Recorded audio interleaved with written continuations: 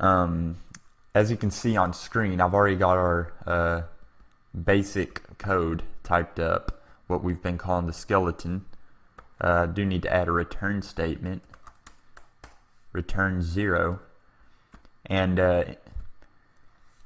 for this tutorial, I kind of want to go into, we're going to start with output, because output is going to be a little bit, we've kind of already seen it in the Hello World program. So in the Hello World program, we saw something along the lines of this. And when we ran it, the screen printed Hello World before we saw our process return to 0. Okay, so for now, we're going to go ahead and take out this end-L right here, because I just want to focus on something a little bit easier, and that's just basic output, and then we'll go into basic input. So right now, we're just going to see this right here, Hello World, and when we run it, you'll see a little bit of a difference, but not much. The only difference is there's not as much space here. It just says Hello World, and then immediately process returns 0. And later we'll get into why that's so when we took out that last code, but for now, let's just leave it as is. So what is this? Well, this is an output stream, cout. That's where the out comes from, is output. So when you use cout, you're referring to output to the console, and that's what the C stands for, console output. And the console is the big black window that pops up when we run our program. So when we say console output, and then these two operators right here, and then we specify a string, and this is a string because there's double quotation marks. We specify hello world. The console will actually output the word hello world, and that's exactly what happens. Okay, so kind of just to show you, we can put integer. We can put an integer here if we want to. We could say output 9, and it'll output the number 9 on the console. Okay, so that's kind of basic output. But I kind of want to go into, I kind of want to throw in variables into this for a second. So in the previous tutorial we discussed, the variable letter. We'll call it the letter Z this time. Okay, so if we're wanting to declare a data type of one character, and we want that character to be the letter Z, we would do it as so. We'd specify char for character, and then we'll call it, we'll call it anything we want. We'll call it, we can call it letter Z equals, and then single quotation marks, Z semicolon. So here's our variable right here. Well, if we wanted to output this variable, we would just say cout operators, and then we would type the name of our variable, letter Z. And if we run this, we'll get what you expect. We get the single character Z, because what this is saying console output the variable letter Z, which we called letter Z, okay, output whatever this variable is holding, and it's holding this letter. And remember, just because we called it letter Z, let's call it something else. Let's call it let's just call it box. Okay, let's say we called this box. Okay, well, when we cout box, it's going to go to where we declared box at, which is right here, the variable box, and it's going to look what it's holding. Well, it's holding a character Z. So when we console output box, it outputs Z to the screen, and then process return to 0. Now let's back up for a second, because I didn't really explain this. What are these right here? Well, these are what I call them stream operators. They're basically they're just the output stream, and what it is anytime you say cout and you're wanting to output, you can't just say cout box. That will return an error right there. That's an error. So what you do is you use a output stream operator, which is just two less than signs. So you have to say cout two less than signs, not this, but it has to be two less than signs, and then box. And if we do, I kind of just want to show you, more for practice. And I really want you to do this on your own so you can see all the different possibilities. But if we do two of these lines of code right after the other, you're going to get just that. You're going to get two Z's one after the other. Okay? So I got two Z's because we wrote the statement twice. So that being said, let's try something here.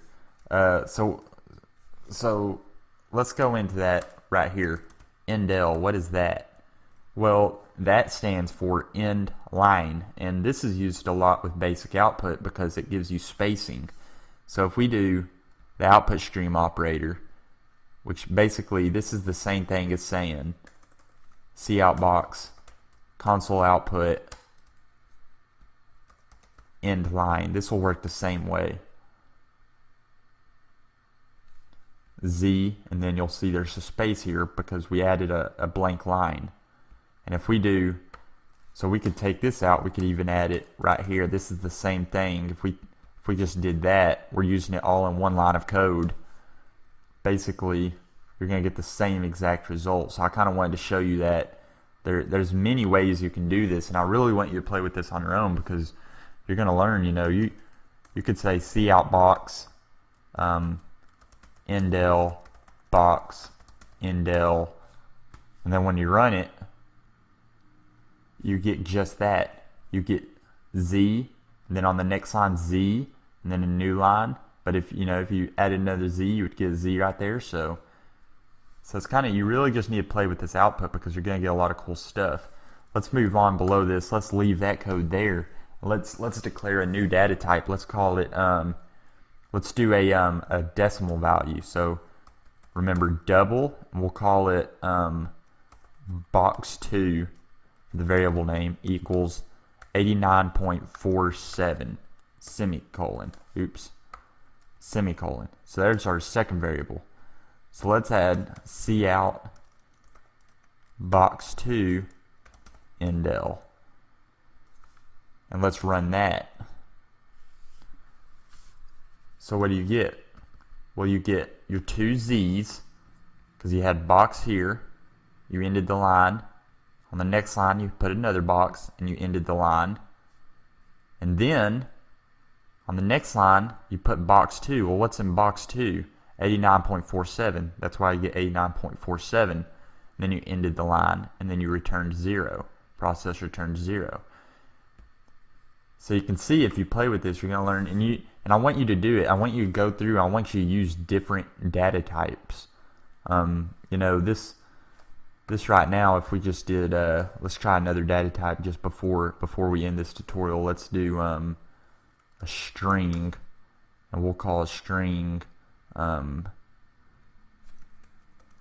address equals 1400 College Drive.